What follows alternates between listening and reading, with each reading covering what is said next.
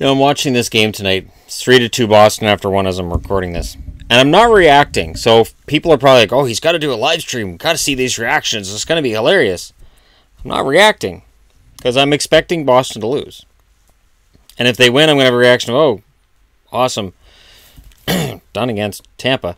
But, I'm either way, this is 7 games in the first round for a team that most, including myself, picked at the start of the year to miss the playoffs.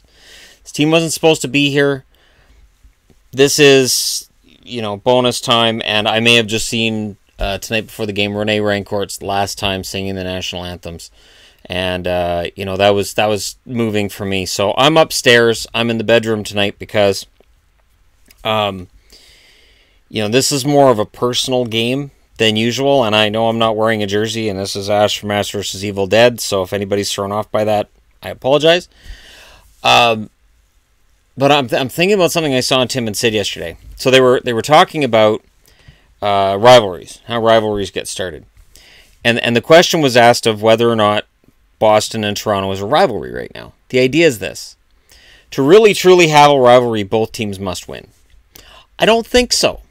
You look at Pittsburgh-Washington, there's a definite rivalry there, Ovi and Crosby, even though Ovechkin's never beaten Crosby in the playoffs. We know that round 2 is going to have some moments to it.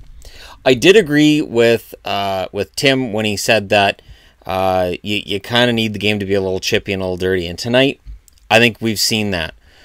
There was one missed call on the Bruins. I think it was Krejci that probably should have been called in the first. But other than that, I think they've been pretty fair in their calling of the game. And both power plays look good. So that's a benefit, I would think, to both teams. And to fans in general, this game's a lot of fun to watch. But I can't help but think that regardless of the result, it is a rivalry. This is a thing. But I was interested to know, if it's a one-sided rivalry, does it feel different? To me, it doesn't really, because I keep waiting for it to go the other way. I keep waiting for Toronto to eke out a win here.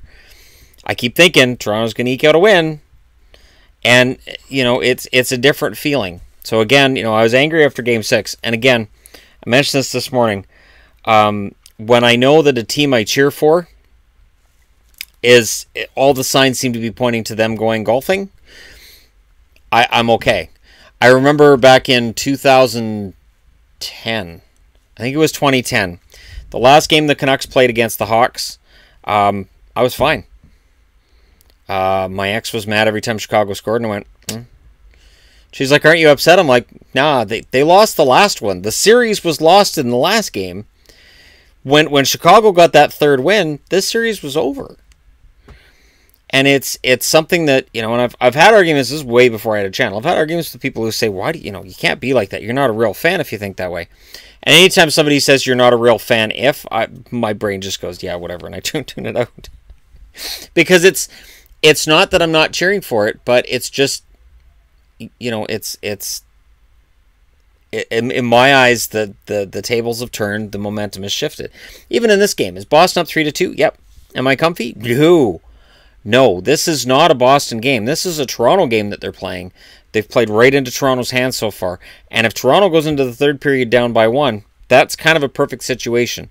They don't have to worry about coughing up a lead. They're not far out.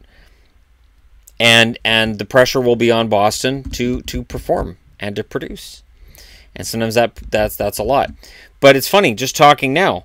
Chicago-Vancouver is a good example of a rivalry, even if it's one-sided. Vancouver did beat Chicago in 2011, but man, did Vancouver fans hate Chicago, and did Chicago fans ever hate Vancouver. The biggest moment, of course, being, and this was after all the playoffs, being Duncan Keith running over Daniel Sedin. And that was just a lightning rod for both fan bases. Blackhawk fans who were like, that's a great hit, and Canucks fans who were not happy about it, because it put Sedin out for a while. And it wasn't the reason the Canucks lost in the first round in 2012 against the Kings. That's too simplistic. But it certainly didn't help having your number one goal scorer on the shelf. But that's an example of a rivalry that was kind of one-sided. I think in order to truly be rivals, either you have to have a contentious series in the playoffs, or it has to be two teams in the same division. If it's both, you've got this fantastic rivalry. So I wanted to let you guys know that in the coming days, I don't think it's going to be that long. I may even start one tomorrow. I was thinking about it. There was one subscriber posted yesterday that he wants Boston to lose so I can stop talking about Boston. And I went, oh, I got all kinds of Boston video ideas I haven't even done yet. So the funny thing is, coming out of what Tim and Sid were talking about yesterday, I want to do a series, and this has been requested as well by subscribers, a series on rivalries in the NHL. And trace back some of these rivalries and go through some of the series and some of even just regular season records and teams when they're in the same division and when they go back and forth. Some divisions get changed a lot. So sometimes you're in the same division, then you get changed out, then you're back together. And Pittsburgh and Washington are a good example of that. So I'm going to do something on rivalries, but does a one-sided rivalry have any less animosity to it than one that both sides win? I don't think it does. And, when I look at Dallas and Edmonton only won one series against Dallas, but there was some contentious games between those two teams. The Oilers did not like Dallas, and Dallas didn't enjoy Edmonton because they were just a thorn in their side. For a majority of that feud, Dallas was the better team, but you would not necessarily have known it when the two took the ice. I'd be interested to know your thoughts, though. And again, I'm just talking over Don Cherry. I hope he's not saying anything really, really important because I'm missing it. And I kind of tuned Don out when it's a Leafs series because he really wears his Leaf fandom on his sleeve, and I respect that. But at the same time, I don't take everything he says with the same amount of importance as I might if he's talking about anything else.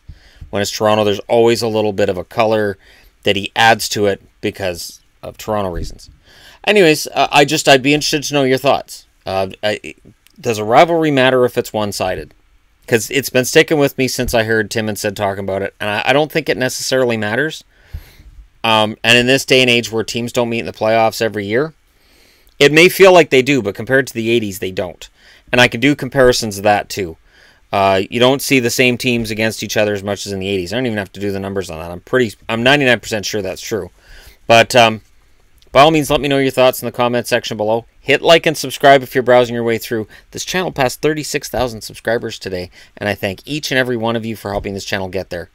And I'm watching this just as a fan right now. That's why I'm not wearing a jersey, because during games when it's 26 degrees outside, I'm not usually wearing hockey jerseys. It's supposed to be 27 tomorrow. That's fantastic considering how cool it had been for the last few weeks, but 26 degrees, I'll take it. So let me know your thoughts in the comment section below as usual, and I'll talk to you again soon.